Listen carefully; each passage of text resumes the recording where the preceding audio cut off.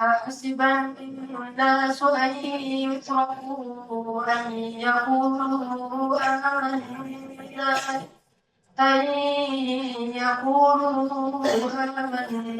وهم لا يفتنون. الذي أرسل رسوله بالهدى ودين الحق ليظهره على الدين كله وكفى بالله شهيدا. أشهد أن لا إله إلا الله وحده لا شريك له له الملك وله الحمد وهو على كل شيء قدير. وأشهد أن محمدا عبده ورسوله لا نبي بعده الذي لا ينطق عن الهوى إن هو إلا وحي يوحى. اللهم صل وسلم وبارك على سيدنا محمد كما يرغب الذاكرون الأخيار. وصل وسلم وبارك على سيدنا وحبيبنا محمد ما خلق الليل والنهار. وصل وسلم وبارك على سيدنا وحبيبنا ومولانا محمد وعلى المهاجرين والأنصار. أما بعد. Teman sekalian yang dirahmati Allah Subhanahu wa Ta'ala, yang jadi prodi.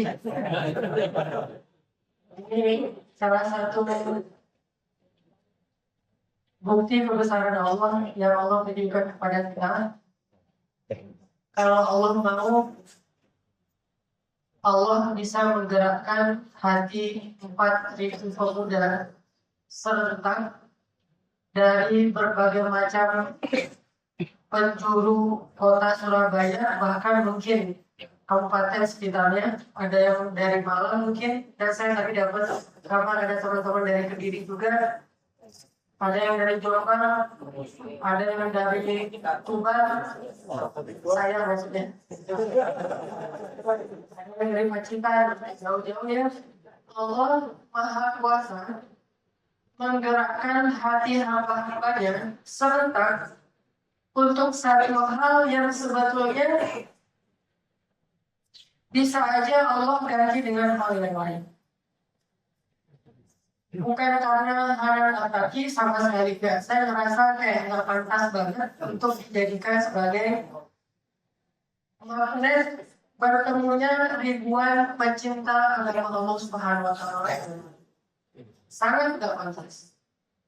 Bukan juga karena panitia, bukan karena lokasi yang strategis, bukan karena apapun, tapi karena Allah menggerakkan hati sekaligus 4.000 lebih anak muda di satu waktu yang sama. Dan ini jadi bukti teman-teman, kalau 4.000 hati aja Allah gerakkan dengan cara yang sangat mudah, apalagi cuma satu hati untuk datang ke rumah kita melamar.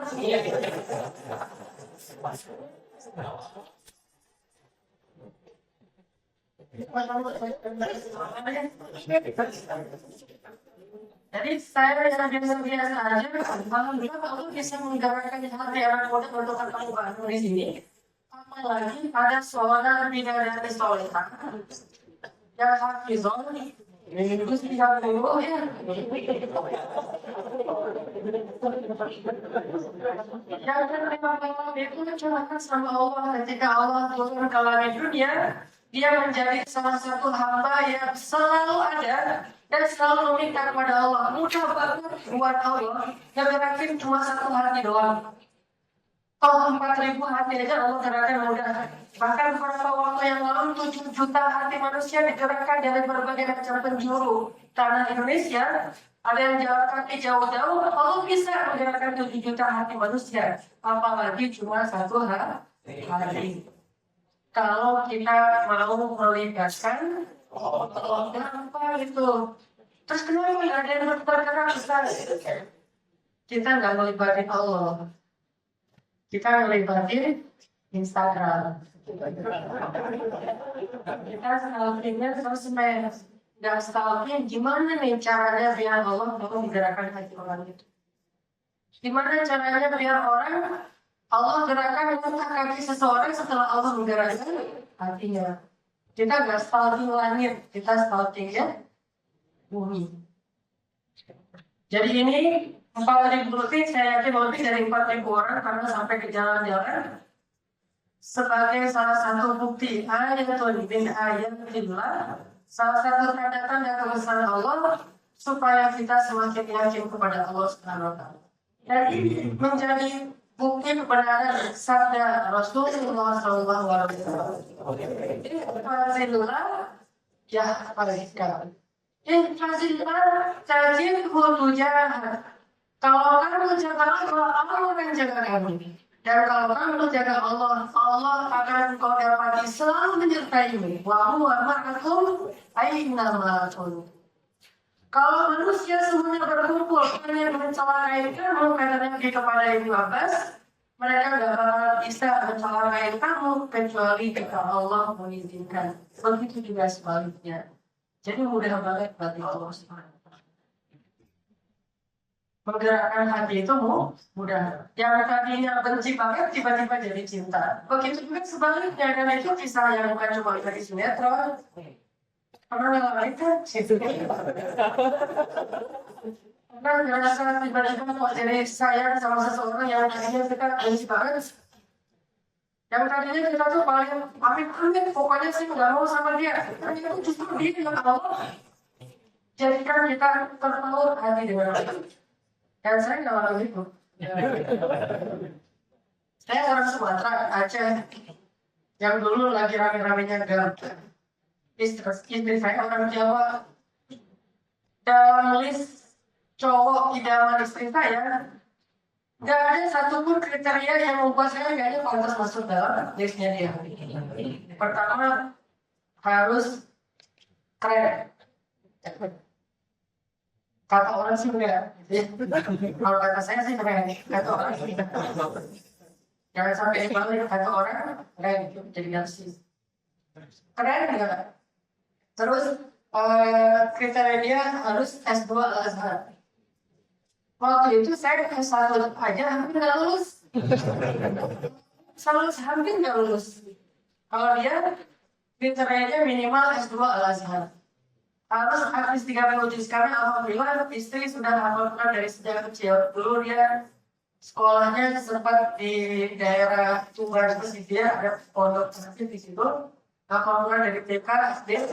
Jadi udah banyak hafalannya dari kecil. Saya baru kenal Al-Quran kelas 2 SD. Jadi nggak seperti kriteria dia. Belum lagi nggak mau yang orang Sumatera, orang Semarang. Karena takutnya beda macam, beda sifat, nanti banyak faktor. Terus nggak mau dengan yang lebih muda, maunya yang lebih dewasa. Pengennya memperbaiki keturunan kulitnya agak-agak terang dikit, agak lentok kan. Itu nggak masuk banget di sini. Yang dia kalau pas ketemu saya pertama kali di pokoknya ada deh. Ada satu tempat yang kita pertama ketemu, dia ngatain saya itu cuma sekedar mau jadi macam belas dia untuk seseorang sesuai di kriteria. Nah, ini namanya senjata bantuan. Dan kemudian dia bayangin orang kayak saya itu bakalan jadi suami. Ternyata dia bilang sebetulnya sih yang nanti banyak. Ada yang datang pergi. Cuma kamu doang yang datang terus gak pergi lagi.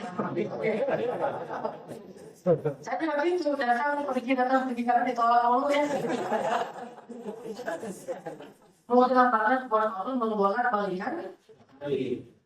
Begitu juga yang dialami oleh Rasulullah SAW. Orang yang dikunci sama Nabi, kelak tiba-tiba ketika Allah balik ke hati dia menjadi orang yang paling mencintai Nabi.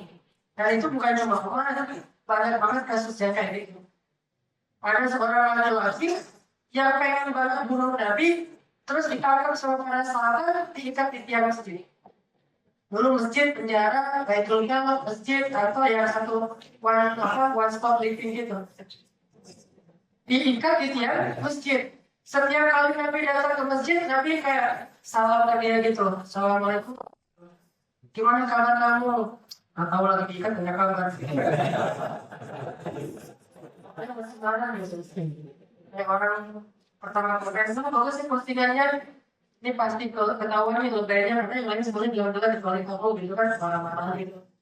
Kan kok bagus di antara postingan-postingan yang aku lihat, emang kamu punya postingan berapa? Enggak, aku following cuma 2 doang gitu. Udah tahu, iya kan masih tanya kabar, marah. Tadi senyum, masuk TV. Besok kalau masih lagi tapi nanya gimana kabarnya hari ini, tahu gitu. Masuk lagi ke masjid, sampai aja nanti mau kayak gitu. Pokoknya setiap ketemu Nabi nyapa. Gimana kabarnya, sampai dia lama-lama diam, udah gak jawab, terus setelah sekian lama dia jawab, gimana kabarnya hari ini? Baik. Nah, ketika dia udah mulai menjawab baik, Nabi mengatakan, kami kata Qasim. Kemudian Nabi menyuruh dia untuk mandi. Setelah mandi dia pulang, di tengah jalan dia dapat yang nggak sampai pulang balik lagi, dia katakan, dulu Muhammad adalah orang yang paling saya benci, sekarang Muhammad adalah orang yang paling saya cintai. Berubah dinya. Dan mudah banget buat Allah. Umar bin Khattab hari ketika dia pengen bunuh Nabi, hari itu dia masuk Islam. Jadi bisa jadi hari ketika seseorang pengen nge-upload Instagram kita,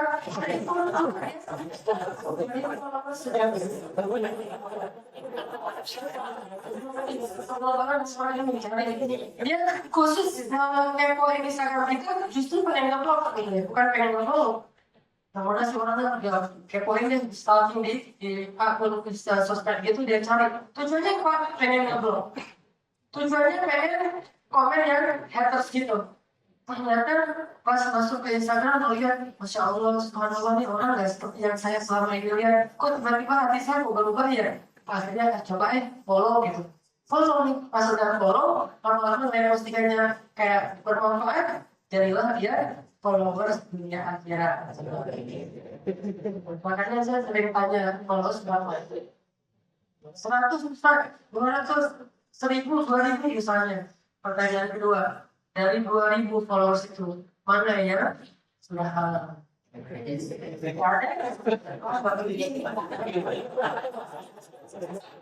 Followers 100.000, tapi followers semua. Mending followersnya 21, tapi istri.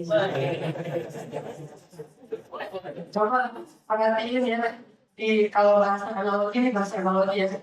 Lihat di list kontaknya Siti Maryam. Siti Maryam itu kalau kita lihat list kontak di handphone ya, kalau analogi kita, itu nggak ada yang cowok loh. Cewek semua, cowok di list kontaknya Siti Maryam cuma ada 2. Satu ayahnya Imran, 2 yang kedua imannya Zakaria. Nanti ada lagi muncul yang ketiga, anaknya Nisa. Dia nggak kenal cowok sama sekali. Begitu juga Khadijah nggak kenal cowok sama sekali. Begitu juga Fatimah nggak kenal cowok kecuali keluarganya seperti Ali. Begitu juga dengan Aisyah. Banyak cewek-cewek keren yang ketemu suami yang dunia akhirat jadi imannya, itu list kontaknya itu banyak cowok, tapi satu-satunya cowok di list kontaknya berstatus hadis. Akhirnya suami. Atau kita mungkin list kontak kita tuh cowok semua, soalnya nama cewek di rumah jadi nama cowok ya.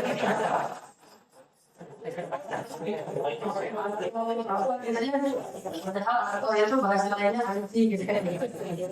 Itu terlalu asing, tapi jadi antor. Apa tuh namanya? Coba dari sekian ratus nama di list kontak kita, mungkin cuma ada satu cewek, dan cewek itu adalah mantan.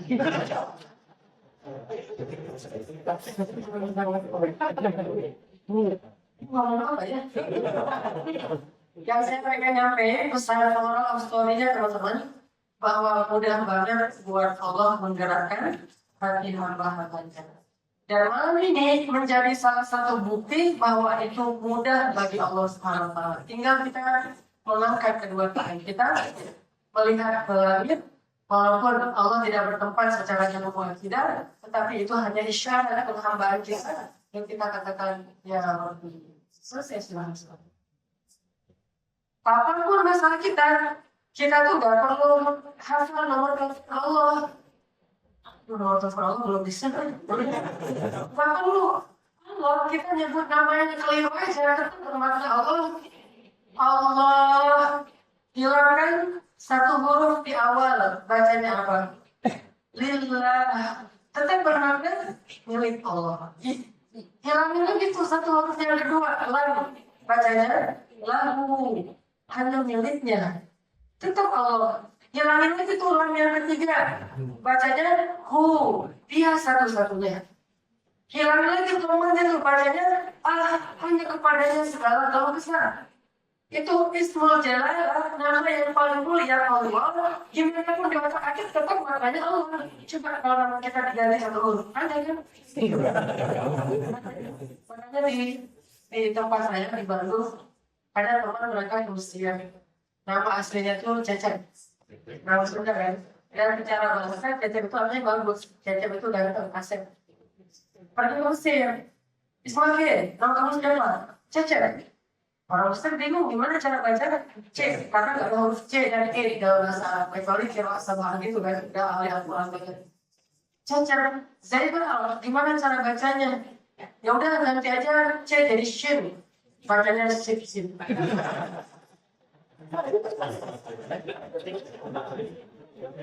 Itu kan shin. Apa sih kita orang Muslim sudah detik.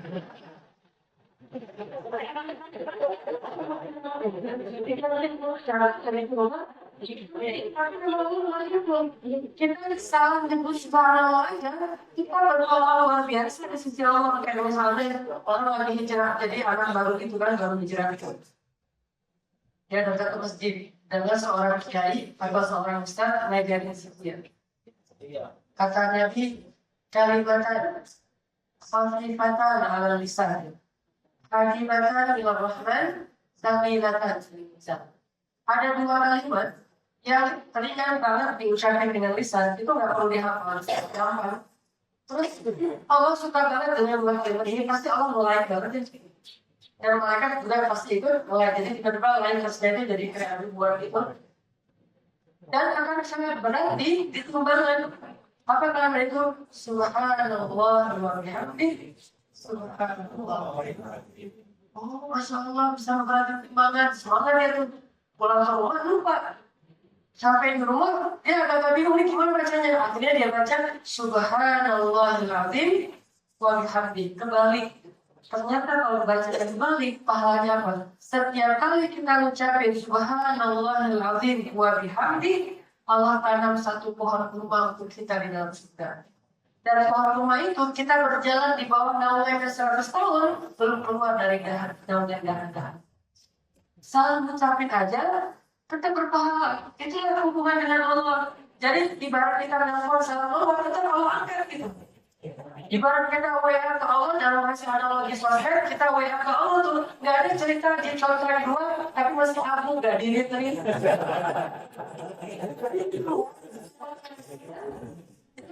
Biasa kayak gitu lah. Apalagi kalau maaf orang yang kita sayangin, kita senang gitu, nggak diri kan bisa bikin kita nggak tidur tuh.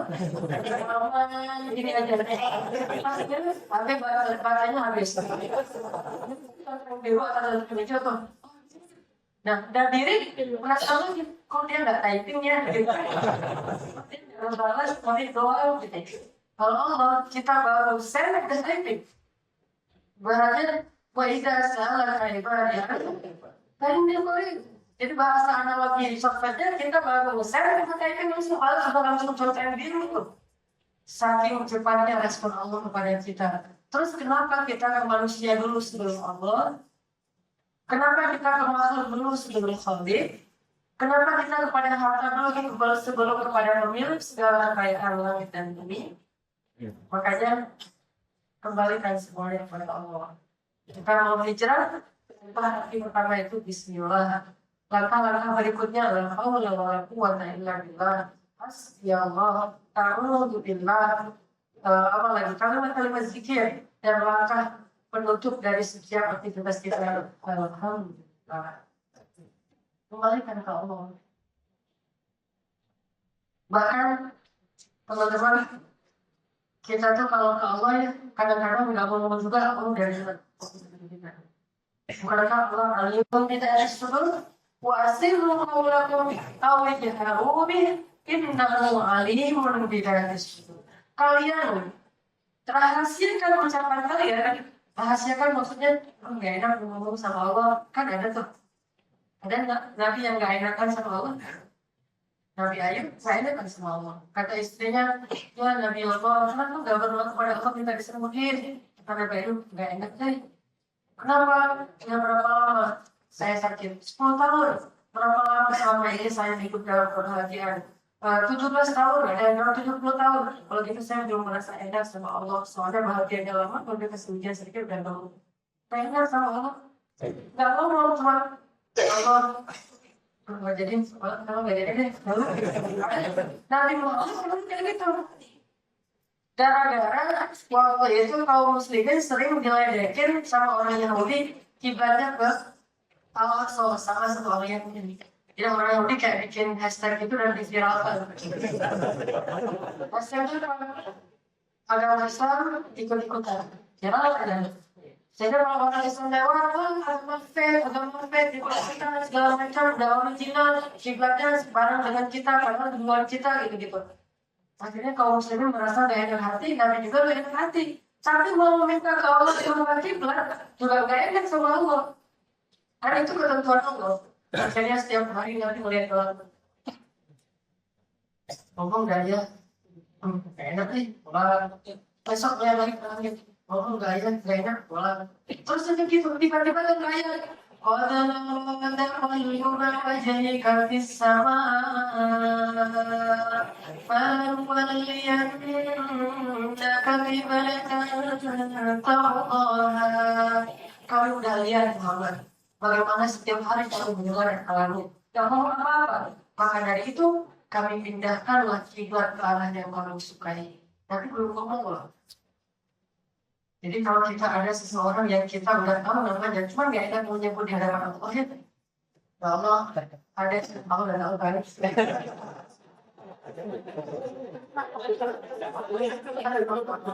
Jangan kami itu di bus. Saya nggak tahu dia bisa apa. Atau bahkan kadang-kadang kita nggak tahu namanya, Allah yang tahu namanya. Jadi Allah yang mengatakan ya untuk kita atau bukan. Teman-teman main dulu nih. Waktu kecil suka nggak? Atau saya dulu yang kayak gini, nulis nama kita sama nama seseorang di papan tulis gitu berarti. Saya yang kecilnya nulis di papan tulis, terus di bangku, di meja, sampai yang di buku itu tulis coret-coret kalau nggak nanti pelajaran dari itu apa guru daripada nanti terus bikin coret-coret tiba-tiba jadi paling bagus namanya gitu. Yang lebih membantu di Koreanis yang bukan cuma kebiasaan nulis di dinding, papan tulis, meja, dan bangku. Bahkan nulisnya di Jabal Rahmah. Kalau kita pergi ke Arab tuh, di Jabal Rahmah, nama kayak biasanya nama Indonesia. Paling banyak nama Indonesia, jarang ada nama Arab tuh. Mahmud Ahmad itu jarang.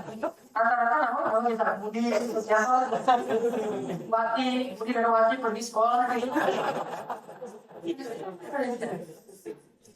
Begitulah Allah menulis nama kita dengan nama pasangan kita di lembaran mahfuz yang terjaga yang kita kenal dari istilah lauhul mahfuz.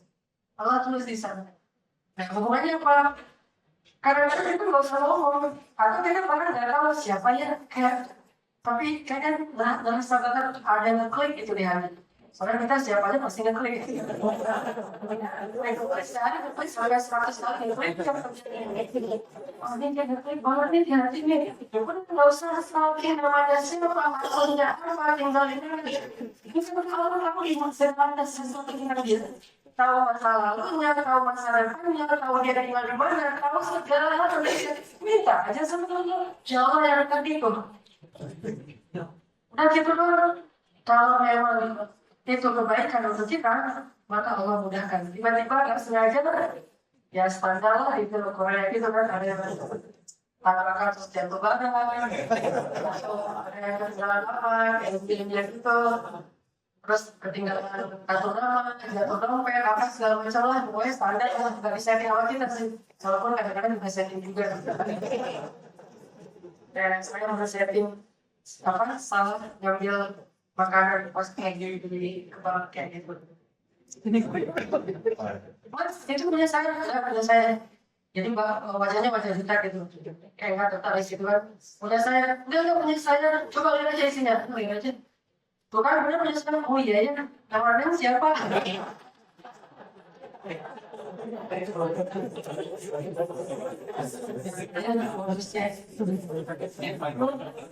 tanpa kayak gini juga Allah punya banyak rencana. Dan rencana Allah itu luar biasa, smooth banget.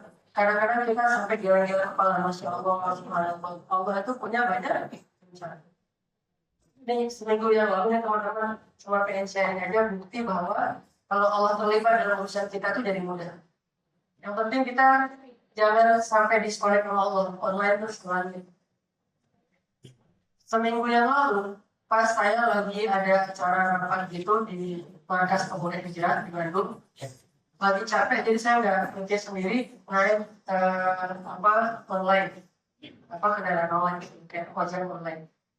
Pas pulangnya saya pesan ojek online. Waktu itu di Masjid Pemuda Hijrah saya ngimamin sholat dulu sama asar kayak baju biasa, nggak pakai baju ceramah. Di sana ceramah dan biasa sama aja sih. Baju biasa gitu. Nah, pas mau pulang sore hari jam 4:30 habis sholat asar, saya pesan lagi order ojek online. Dia ambil sama yang drivernya naik motor berdua. Di tengah jalan dia nanya, Mas, nama Masjid Pemuda Hijrah itu Masjid Al-Latif kan di Bandung. Mas sering ke Masjid Al-Latif? Nah, ya sudah. Supaya sekali juga di situ. Sesekali. Saya kan seminggu sekali, habis sekali. Sesekali itu sama dong, saya juga suka itu bagus banget masjidnya, ramai banget loh. Aku tuh anak muda namanya Muzamil, tapi nggak Mas. Oh iya, saya juga tahu. Sama. Tapi pas lagi tuh kayak gurunya, saya lupa namanya siapa ya, tapi ada satu lagi yang sering ceramah, yang dimana juga kayak Muzamil. Siapa Pak? Siapa yang Hawa gitu?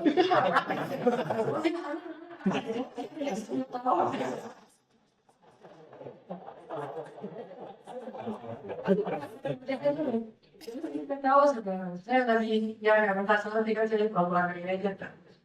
Pokoknya ada di situ. Mas suka azan juga di situ. Kalau azan sih nggak pernah. Terus imam pernah nggak? Kadang-kadang setiap mulai curiga kan dia. Karena suara saya juga dari tadi nggak jelas. Ini informasi. Kalau saya siapa? Mas tadi yang zuhur, yang imam siapa? Saya kan tadi dia zuhur di situ. Saya. Masih yang imam zuhur ya. Mas siapa namanya kalau yang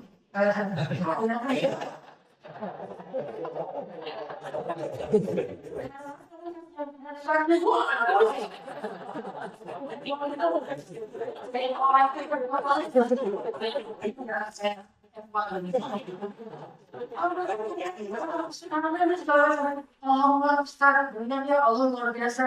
Udah semua ada yang saya semua kali harus minta ya Allah kan bisa ketemu sederhana. Terus Allah SWT saya Muhammad, ya Allah kan ketemu sederhana. Bukan saya orang soleh, dia yang soleh. Cuman masih belum boleh. Sendiri gitu. Kurang salawat untuk calonnya, tapi dia salawatnya saya belum.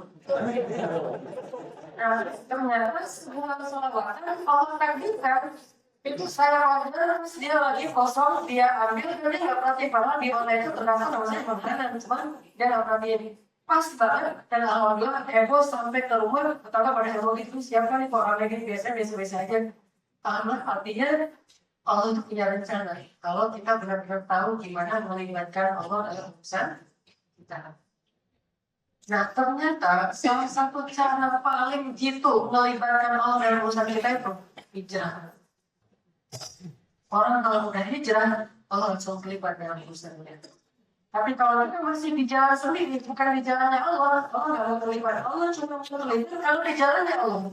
Karena cuma jalan itu jalan yang paling baik. Jalan lain Allah nggak. Jadi kalau kita pengen Allah terlibat dalam urusan kita harus yakin bahwa kita masih on the track di jalannya Allah. Allah akan bakalan ngasih kejutan yang luar biasa. Kalau kita merasa kayak menjauh itu langsung balik arah lagi. Apapun resikonya, walaupun ketika kita mau hijrah, kita mau balik ke jalan Allah, banyak banget tuh was-was bisikan yang bikin kita was-was. Ada was-was bisuti, bisikan yang bikin kita was-was nggak yakin. Gak usah perhatikan itu, tapi perhatikan bahwa ketika kita menuju kepada Allah, Allah nggak bakal ngejawab kita. Satu-satunya yang nggak mengecewain ketika kita datang kepada dia hanyalah Allah. Yang lain, walaupun dia udah berusaha menguasai kita, kadang-kadang kecewain juga. Dia udah berusaha karena mungkin kecewa juga. Kayak misalnya kita datang ke seorang bapak, Assalamualaikum, bawa jeruk segala macam buah-buahan kita bawa. Assalamualaikum, waalaikumsalam, itu udah gitu kan. Bukan gitu, oh maaf, banyak di rumah jadi nggak akan beli. Pikiran kita jualan berbuah. Sama bertemu, masya Allah, silakan mas. Ya gitu ngobrol, Pak saya nama saya kenalin dulu dan itu ngobrol panjang lebar. Sebetulnya saya pengen melamar anak bapak. Dia pasti menjaga banget perasaan kita. Awalnya tadi kan udah bawa Tuhan banyak tuh. Jaga perasaan kita. Dia ngomongnya bukan apa-apa. Kalau saya sih terserah anaknya. Cuman mungkin dia sekarang masih dia masih harus lulus kuliah dulu, masih harus kerja dulu segala macam alasan itu. Tetap aja kita kecewa. Pas kalau gitu ngomong dari awal dan saya bawa penawar itu bawa. Loh, sebaik apapun ya, mengecewakan kita itu sangat mungkin. Sebaik apapun. Tapi Allah tidak mungkin mengecewakan Allah. Gak usah khawatir lah, karena Allah tuh gak bakal kecewa. Berdoa kepada Allah tuh gak ada sia-sianya. Doa itu gak ada ruginya loh. Satu-satunya mungkin permintaan yang gak mungkin rugi itu minta ke Allah. Gak mungkin rugi, gak ada cerita rugi saya berdoa capek-capek, gak ada rugi berdoa capek-capek. Karena semua yang kita minta pasti dikabulkan Allah, 100% dikabulkan.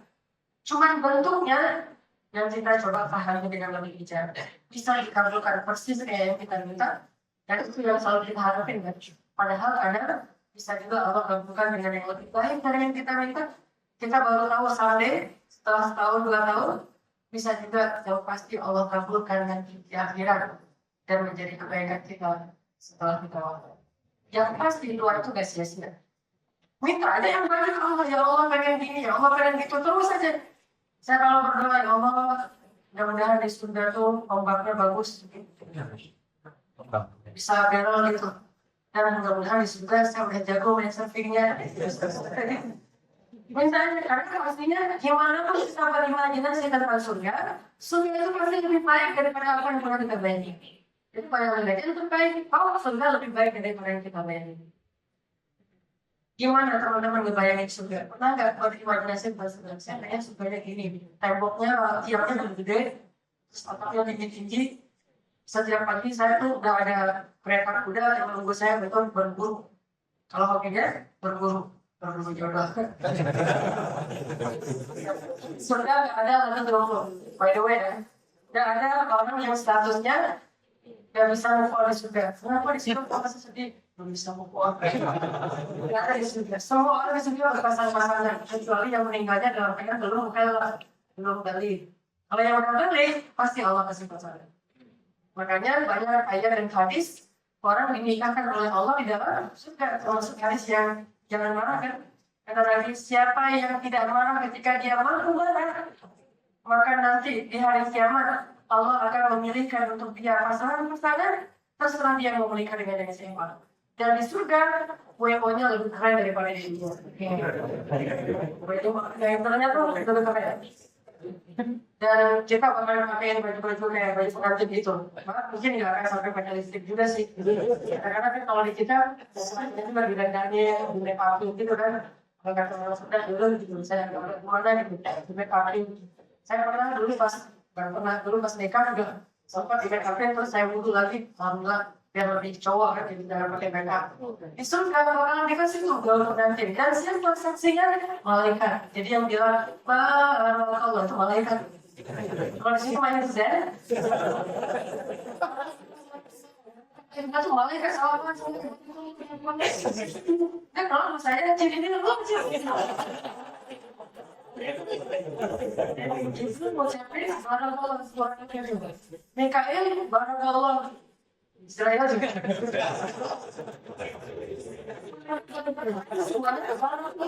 dan siapa yang walinya Allah Subhanahu wa Ta'ala sebaik-baik wali.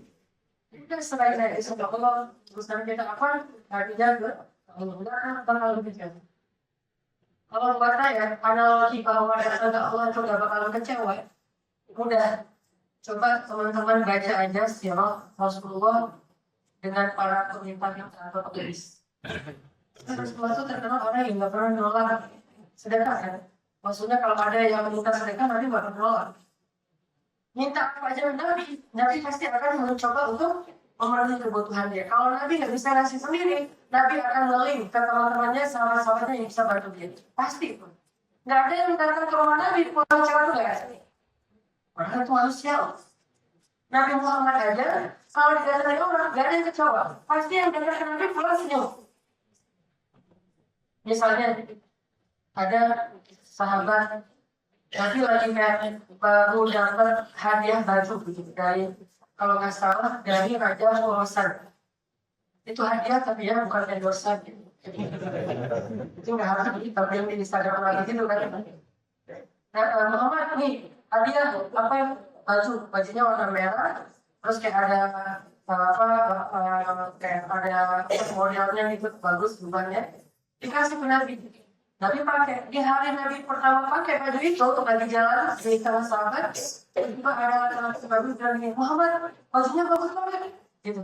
Terus Nabi bilang, kalau itu kamu suka boleh dong buat saya. Langsung dibuka sama Nabi dikasih coba. Mana ada orang yang minta sesuatu ke Nabi terus menjawab, Muhammad bahasa basi, pasti dikasih Nabi pulang begitu. Karena kan emang ini bukan orang kan, apalagi Nabi udah ngasih terus pulang sendiri. Sahabat yang melihat kejadian itu jadi kasihan sama Nabi, terus dia gimana nih? Kamu jangan gitu dong sama Nabi. Lu kasihan Nabi pulangnya nggak pakai baju sendiri dingin. Namanya kamu butuh baju banget, udah kami kasih baju kami. Nggak harus minta baju Nabi yang lagi dipakai. Tadi apa? Sama. Keringat kalian sama keringat Nabi. Keringat kita aja sama keringat Nabi beda kan? Memang kayak bisa main pas itu dikasih bajunya nggak dicuci sebulan apa ya? Tapi keringatnya itu bisa dilarang. Nah, sama kalau itu kalian pakai dengan maksud sebetulnya sih nggak tertarik dengan bajunya. Saya tertarik buat ini pernah dipakai sama Rasulullah. Lalu para sahabat lain udah buat saya nggak boleh. Karena dari mencobai orang yang meminta sesuatu kepada beliau. Padahal Nabi pakai shawl di bicara di leher gitu ya. Musim dingin kalau di Madinah kan anginnya kencang dingin banget. Lagi jalan tiba-tiba laki-laki babi narik shawlnya Nabi, bagus banget shawl Nabi sampai ininya merah kan ya. Dibuka sama Nabi, ini buat kamu hadiah. Gak ada yang kecewa. Apapun yang datang ke rumah Nabi dan istrinya nggak mau mencobain mana meminta kepada termasuk si Aisyah radhiyallahu. Jadi Aisyah suatu hari lagi puasa. Di rumah cuma punya 3 butir kurma. Mau dipakai sahur, berarti bukanya kurang. Akhirnya sahur dihemat-hemat jadi makan. Padahal buat berbuka aja siang. Sore hari menjelang berbuka, tiba-tiba datang seorang ibu dengan 2 putrinya. Aisyah gitu. Kenapa ibu? Saya belum makan sama anak-anak dari tadi pagi. Ada sesuatu nggak di rumah Aisyah? Aku ada, nggak mikir. Pasti mereka gitu, langsung sekolah. Kalau ada ibu ya bu, langsung ke belakang, lalu 3 butir kurma ngasih coba. Mana ada yang datang ke rumah Nabi, pulang kecewa. Udah ngasih. Terus ibu ini ngasih ke anaknya satu-satu dimakan habis, satu lagi dibelah dulu dikasih ke anaknya, akhirnya dia nggak makan. Pulang aja. Pas Nabi datang ke rumah, Aisyah cerita. Tadi ada ibu, subhanallah, dia belum makan dari pagi, saya kasih kurma 3 butir, udah gitu dikasih ke anaknya 1,5 butir. Jadi ibu itu nggak makan apa-apa, masya Allah ya luar biasa. Aisyah menguji, ibu itu nggak mau sendiri ya. Padahal kan Aisyah yang paling berkorban kan, dan itu bukan siapa-siapa Aisyah, sebagai ibu itu anaknya sendiri. Lihat Aisyah ikhlasnya, dewasanya Aisyah. Subhanallah, ibu itu ada lagi tidaklah seseorang seperti ibu itu kecuali Allah menjaminkan surga. Tapi ngomong nggak, Aisyah kamu hebat ya. Subhanallah, Aisyah sama aja. Tapi kok ibu itu doang yang bilang ibu saya gimana? Kalau cara berpuasa saya udah bukan salah panjang tadi. Artinya memang nggak ada yang kecewa datang ke Rasul. Termasuk ada seorang laki-laki muhajirin yang berhijrah ke Madinah, ketemu sama Nabi, saya udah berapa hari nggak makan. Udah datang aja ke rumah istri saya, mudah-mudahan ada makanan di rumahnya. Apa mau satu-satu? Ternyata setiap rumah yang didatangi nggak ada makanan. Dan emang benar-benar nggak ada. Kan Aisyah sering bilang di rumah kami 3 kali purnama tidak ada asap di dapur. 3 kali bulan purnama artinya 3 bulan berturut-turut nggak ada asap di dapur. Nggak ada yang bisa dimasak. Akhirnya mereka itu mesir karena nggak dapat makanan. Kata Nabi tidak dapat. Kata orang itu nggak ada yang Rasul di rumah Rasul nggak ada apa-apa. Oh boleh sebentar ya sebentar. Nabi keliling ke rumah sahabat. Siapa yang bisa bantu saudara saya? Siapa? Jadi Nabi merepot gitu coba. Nabi itu kayak gini gimana Allah coba? Tidak ada orang yang datang ke Allah terus Allah nggak ada akan belajar bersama dia kan?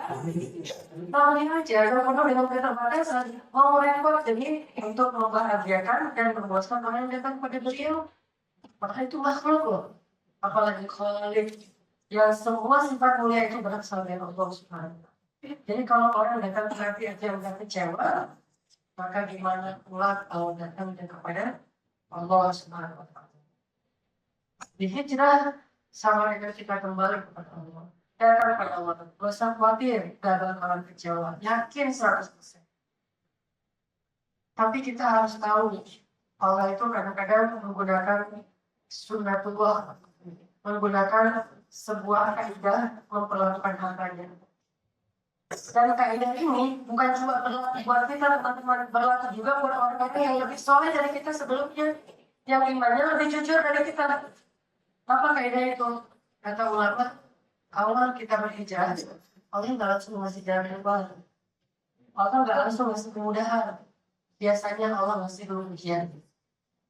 Makanya banyak cerita, kok saya habis hijrah jadi kayak gini?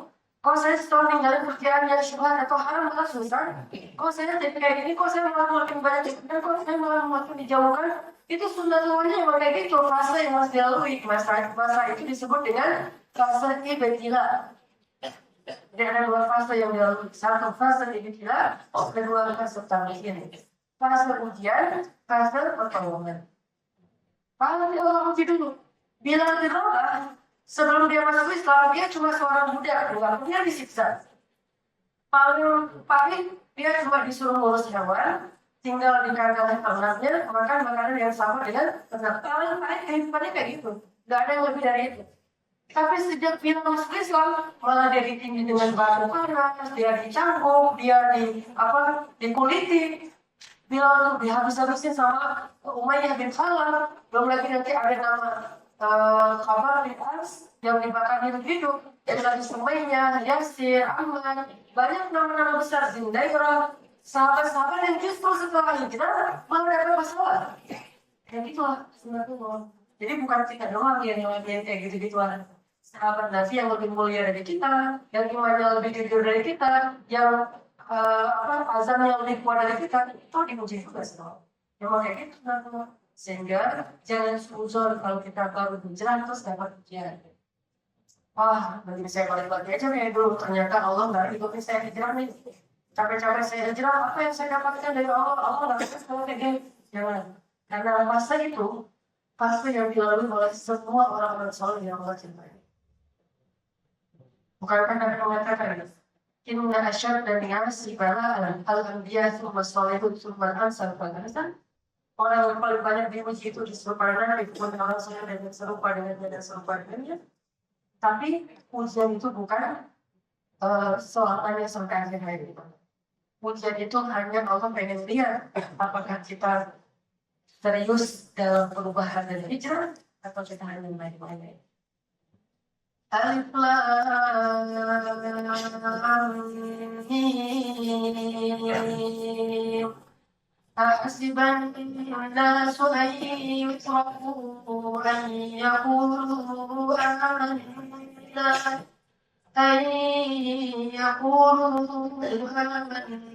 وهم لا يفتنون.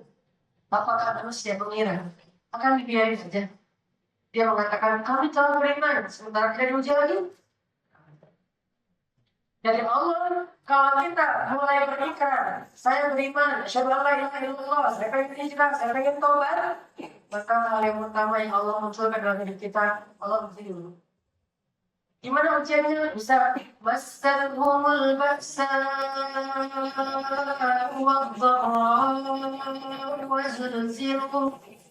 وزلزلوا حتى يقول الرسول والذين آمنوا معه Mata Rasulullah.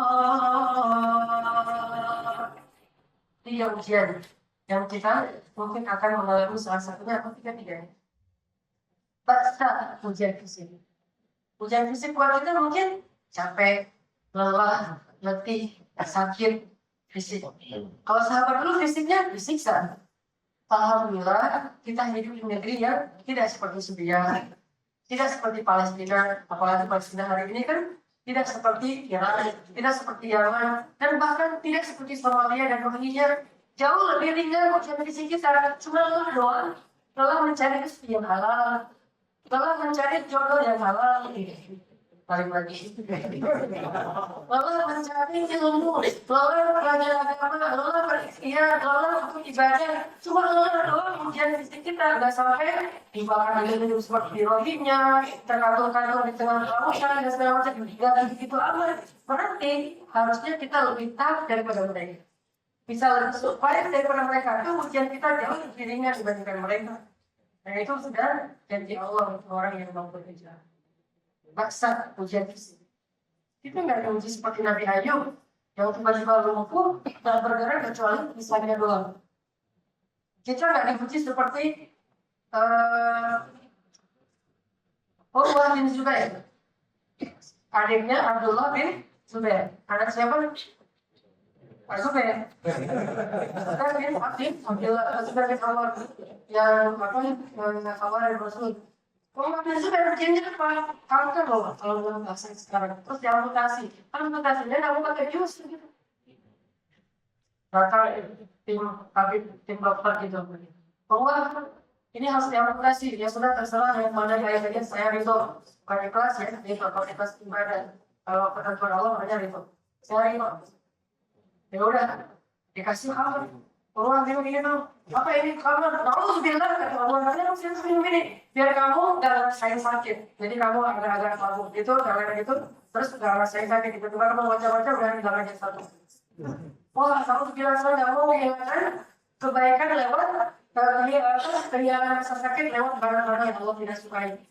Oh ya udah pakai bius, ditaruh di kayak itu disuruh dia duduk supaya bisa. Buat apa ini supaya kamu bisa jadi gak ngerasain sakit? Apa kata Allah? Sakit itu cara Allah menghapus dosa hambanya. Bagaimana saya kehilangan sakit dan tidak akan meneruskan dosa? Mending saya sakit. Tapi ini dipotong oleh Allah, kalau dipotong sakit banget. Jangan saya coba usaha lain. Udah, ini nggak pakai bius sama kawan, enggak. Cius.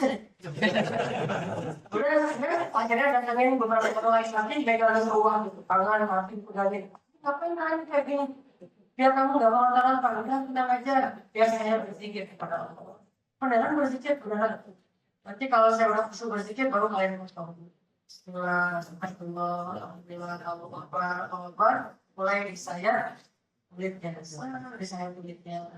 Pasti saya kulitnya, subhanallah.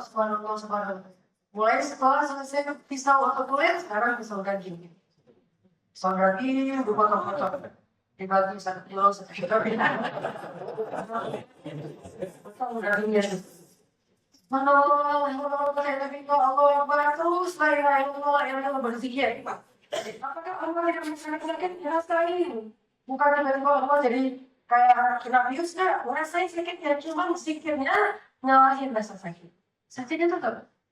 Yang paling berat itu sekarang bagian tulang. Pakai gergaji kursi yang kecil itu kan. Kan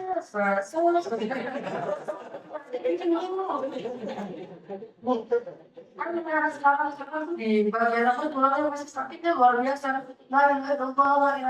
Udah dipotong tulangnya beres, kakinya udah tipis. Mengatakan udah selesai, belum ubah step terakhir menghentikan pendarahan. Gimana caranya? Kok masih begini? Ternyata kakinya dicelupin ke minyak yang sudah mendidih. Orang pingsan semua gitu kan. Dia harus sakit sampai pingsan. Tapi zikir bisa membuat dia bertahan. Kita nggak diuji kayak gitu amat. Istri saya punya yayasan khusus untuk karena dia senang dengan aktivitas pasien kanker. Dia punya yayasan khusus untuk pasien-pasien kanker yang kurang mampu di Bandung. Dan saya sering datang dengan istri, menjemput teman-teman yang sedang berjuang dengan kanker. Itu luar biasa. Teman-teman di Instagram tuh ada namanya rumah teduh sahabat jin tuh luar biasa ujian-ujian orang sedangkan kita nggak gitu, cuma paling flu, sakit gigi, paling gimana itu cuma sedikit biasa, dan itu jangan sampai gigi kita susah sama Allah. Baru Allah berikhtiar mencari yang halal, udah susah sama Allah. Ada orang yang lebih benar dari itu di Allah, padahal semuanya lebih baik dari kita. Berarti Allah sayang banget sama kita, tahu kalau kita gak bakalan sanggup yang kayak gitu. Kasih yang ringan-ringan aja dah, pokoknya yang kelas 3 aja deh. Nah, kalau nggak dikasih ujian fisik, maka Allah kasih darah, ujian harta. Mana ujian harta? Gonti-gonti. Atau pendapatannya kecil, atau mungkin itu orang, atau kita mau sebar yang kehilangan harta benda. Itu ujian harta. Kenapa ya? Ujiannya nggak habis-habisnya sejak saya jalan tuh aja. Sakit lah, anak sakit, saya sakit, harta habis, berobat sana kemari. Kayaknya Allah ini nggak ada gitu. Kalau saya bertobat nih, itu semua kehendak Allah. Allah memperlakukan itu bukan kita doang, paling sesuai dari kita yang melakukan itu. Nah, yang paling berat itu zulzil, diguncang, ujian perasaannya. Diputusin, dari putusin yang paling berat itu, dia bilang, kita jadi adik kakak aja ya. Bagus, harusnya. Ada bisa ya orang itu apa yang berani diri ke orang yang lagi berhenti di depan masjid cewek datang lagi itu mungkin cewek bahwa saya tuh udah bisa ikut terpakai oh begitu kan udah lagi meninggal mereka minta sampai itu jauh meninggal itu kan berapa hujan dan perasaan rasanya langsung dibincang-bincang dengan rasa cemburu dengan rasa yang mungkin iri dengki hasad segala macam dengan rasa sakit hati, pergores kadang-kadang sama orang lain, gara-gara komen-komen di Instagram akhirnya kita jadi sakit, nggak bisa tidur semalaman, bete dan segala macam, itu zulzilu. Kayak kita baru hijrah di muslim banyak orang, selama kita tetap menjaga akhlak orang lain, jangan pas muslim sedang jangan, wah saya jadi orang yang bolong nih, jangan kayak gitu modal berpikirnya, jangan cari musuh, karena kalau kita nggak cari musuh aja, tetap aja ada orang yang nggak selamat itu udah pasti, apalagi cari-cari. Jadi jangan merasa, kok saya udah nikah ya musuhnya jangan. Nanti jelasnya belum benar nih, karena yang cari orang itu ada musuhnya. Nah, jadi beberapa juga sih.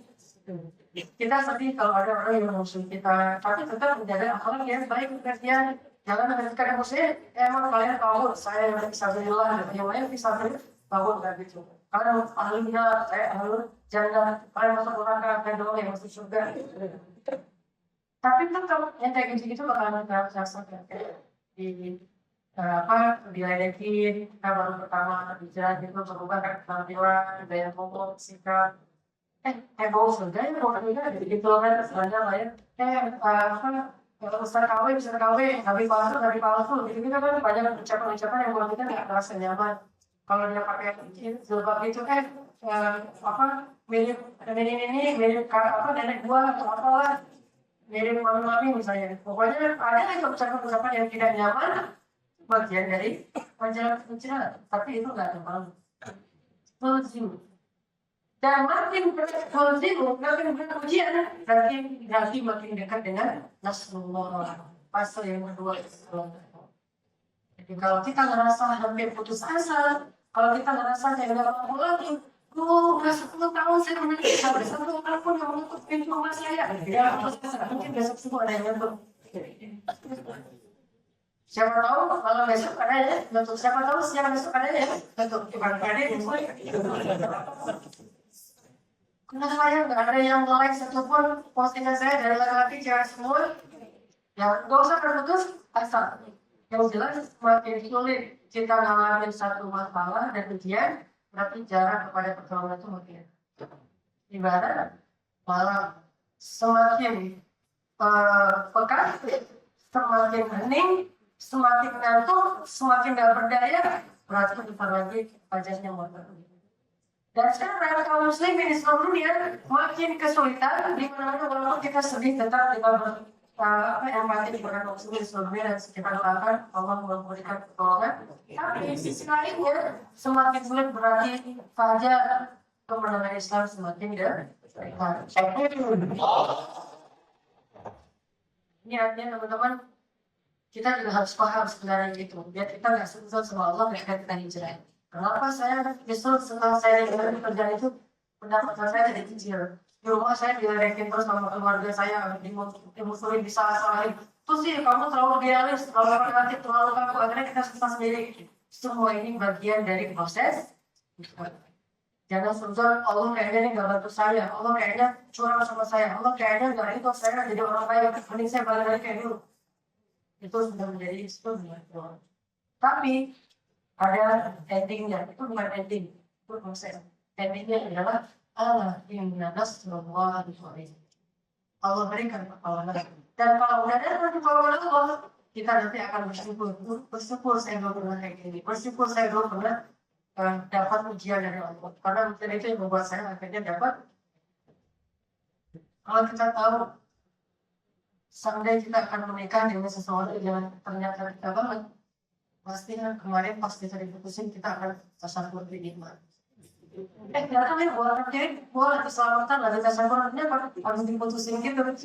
Diputusin tasawur itu apa? Karena kita tahu justru gara-gara diputusin akhirnya kita nikahnya dengan orang yang lebih kita banget, lebih mungkin lebih baik atau lebih pengertian sama kita, dan itu aja yang saya rasain. Curhat kalau mungkin saya masih nggak jelas gitu, mungkin nggak akan ketemu sama pasangan saya sekarang, masih nggak jelas sampai sekarang. Alhamdulillah karena diperjelas putusnya, akhirnya jadi tahu semuanya lagi kan. Putus asa gitu, kenapa ibu saya ini kenapa saya diputusin dalam lagi LDR putus, terus nggak ada alasan lagi, pokoknya putus saja. Kenapa? Jelasin kan aku nggak punya hak untuk tahu. Pokoknya kamu nggak perlu tahu, kamu itu ya apa ya bahasa ekstremis. Yang jelas kita akan mensyukuri satu musibah di masa lalu setelah kita tahu hikmahnya. Dan hikmah itu tidak cuma kita butuh waktu untuk mengerti. Saya pernah cerita dulu, saya punya satu sahabat di Jakarta, di Tanah Abang, pengusaha sukses di Tanah Abang sekarang. Punya pabrik di Bogor, punya beberapa toko di Tanah Abang. Omset dia sebulan kalau normal itu sekitar 500 juta. Profit dari itu sekitar 50% setiap bulan. Kalau lagi kayak musim lebaran itu bisa sampai 5 kali lipat penghasilan dia. Dan dia itu jadi kayak gitu gara-gara kegagalan dia dulu untuk ikut masuk ke salah satu akademi kepolisian. Dan dari 50 orang yang ikut akademi kepolisian, cuma dia sendiri yang gagal. Temannya 50 orang, 49 lulus. Dia gagal. Karena malu pulang ke kampung dalam keadaan gagal di Padang, akhirnya dia hijrah ke Jakarta. 49 orang lagi temannya yang lulus, satu selamat, 48 lagi kemudian ditugaskan di Brimob Banda Aceh tahun 2004 ketika terjadi musibah tsunami 48 itu meninggal. Dia baru tahu tahun kemarin pas dia pulang ke Padang, teman-temannya yang udah lulus tadi, teman-teman yang lain terus kamu nggak tahu kabar mereka, nggak tahu kenapa mereka semua ditugaskan di Aceh di Brimob dan markas Brimob itu habis dengan tsunami, nggak ada sisa sama sekali, jadi kayak lapangan aja bersih. Mereka semuanya 48 semuanya meninggal kemudian betul pakai yang jelas. Akhirnya dia mengatakan innalillah alhamdulillah yang mana nih?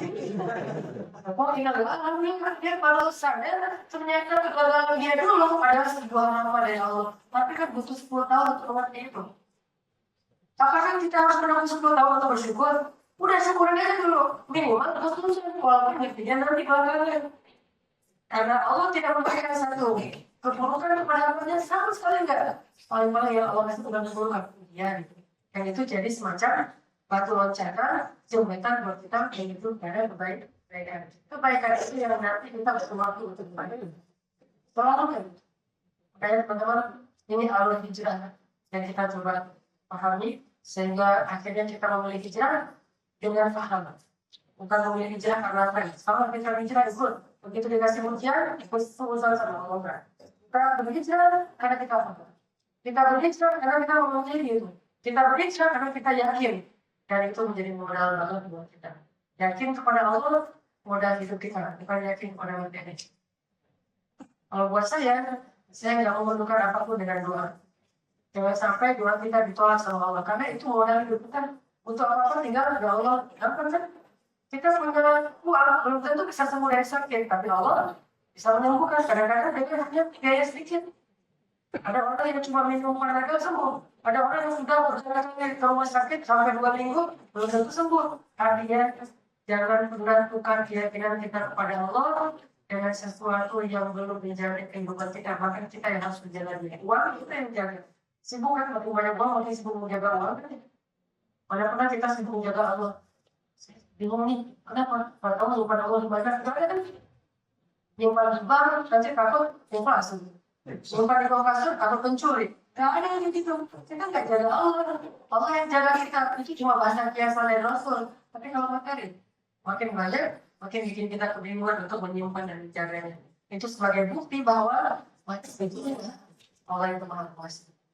Mudah-mudahan kita jadi lebih semangat untuk berhijrah, mantap di jalan Allah. Apapun mungkin Allah berikan, kita hadapi dengan husnuzon kepada Allah. Dan tetap dekat dengan orang saleh, mudah-mudahan saling memberi semangat yang baik. Allah, terima kasih banyak teman-teman semuanya yang sudah datang jauh-jauh. Saya berharap, saya yakin sekali Allah akan mencatat setiap langkah teman-teman yang menuju ke sini. Insya Allah, kalau lihat ikhlas, perjuangan kita untuk sampai di sini akan jadi kemudahan kita menuju surga Allah dan kepada manusia. Allah, assalamualaikum warahmatullahi wabarakatuh.